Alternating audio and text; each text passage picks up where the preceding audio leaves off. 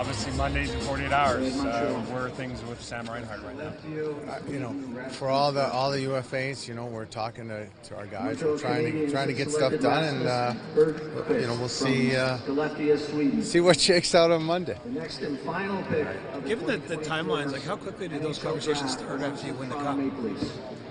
Well, is it like the next day, or is it... everybody knew what was going on, right?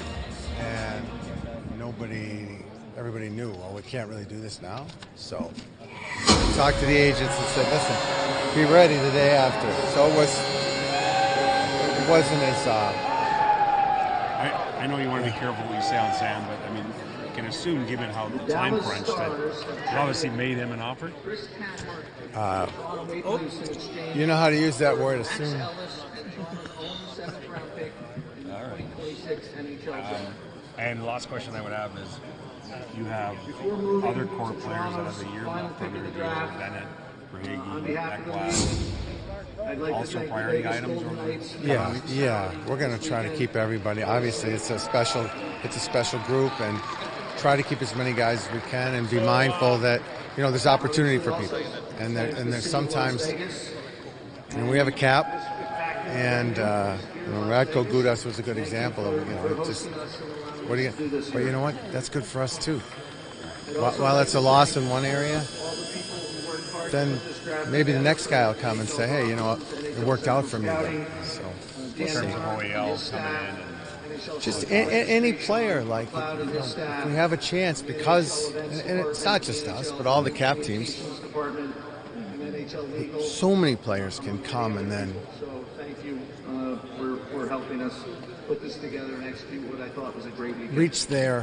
Reach their levels of achievement or raise their game. So either way, we'll have a good team.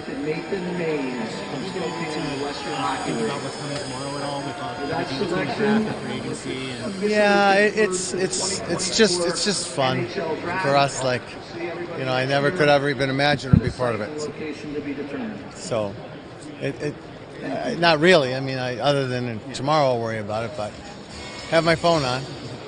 So traditionally at these things, I feel like teams will go up there during the first round and kind of say a few things of congratulations to the Stanley Cup winner. We didn't see that at all this year. What do you make of that? No one likes us. Is there any Canadian media here? No, it's just us. I'm kidding. I think just streamlining it. I could not have gotten more congratulations today. It was like I had to go actually do a trade. And someone stopped me, a good friend. Oh, I couldn't walk by him, so it's all good. It's all nice. What did you think at the Sphere the last time potentially you could all be together? Wonderful. Exciting, and what a beautiful facility, and everybody together. It's great. It seemed like you had, Jamieson said up there, it seems like you guys had a type with your picks today. A lot of big kids, a lot of Europeans.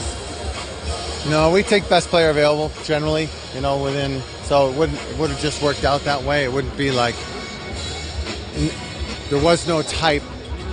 So in fact, we were teasing Shane that, geez, we're taking all Europeans. He's a traditional sort if you take stereotypes, but no. Bill, how did you kind of sum up this year's class?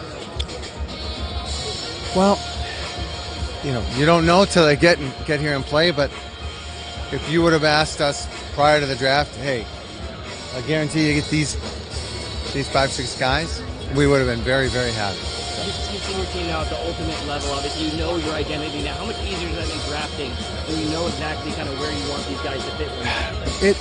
It's so far out, and remember, even the best drafting team, 3 out of 7, 4. So it's hard to do it that way. It's more like players that can realize their potential, and then you find a place for them.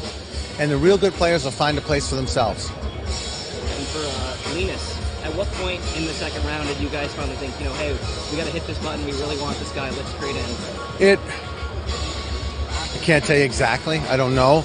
But so you have a list, right? And you're sitting there and you check them, and you're looking and you're going, well, we had him here. And it's all over the place. Early on, it's easy.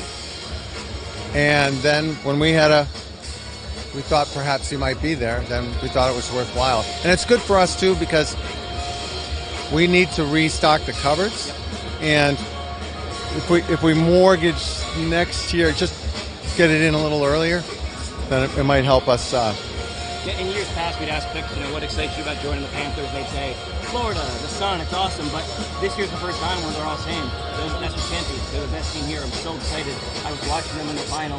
What does it mean now to kind of add something new to the reputation for these picks? Yeah, well, we have to work harder, right? Because now the expectation's there, and the standards are starting to get set.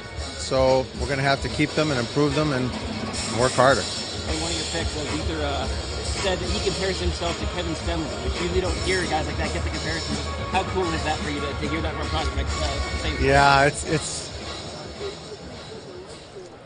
it's nice. Now, I don't know if it's a soundbite or not, but if you could very well know him, right, and know the player, and I'm sure it was the most watched Cup final ever. So many people watched it. So it's neat. It's nice. And I guess goaltender in the last round. Every year you have the goaltending excellence department. They've had one pick in the draft. Is that kind of part of the philosophy, giving those guys a pick every year? Yeah, our goaltending excellence department's been pretty good. So pretty much whatever they want a pick, they get it. So.